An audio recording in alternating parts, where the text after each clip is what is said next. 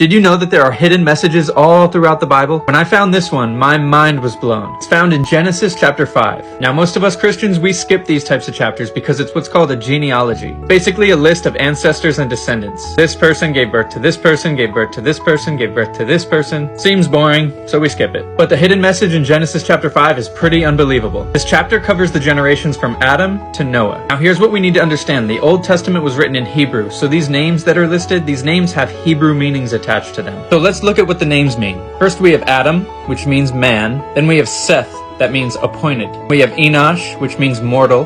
Kenan, which means sorrow. Mahalalel, which means the blessed God. Jared, which means shall come down. Next is Enoch, which means teaching. Then it's Methuselah, which means his death shall bring. Lamech, which means despairing. And finally we have Noah, which means comfort or rest. When we take these names and we line them up with their Hebrew meaning, it's going to spell out a special message to us. Here it is. On this side we have the names, on this side we have their meanings. Look at the message that is spelled out here. Man appointed mortal sorrow. The blessed God shall come down teaching. His death shall bring despairing, comfort, and rest. Put it all together. Man is appointed mortal sorrow, but the blessed God shall come down teaching. His death shall bring the despairing comfort and rest. Now, does that message sound familiar to you? This is the gospel message. Man is appointed mortal sorrow, born into sin, separated from God with no way back to him. But the blessed God shall come down teaching.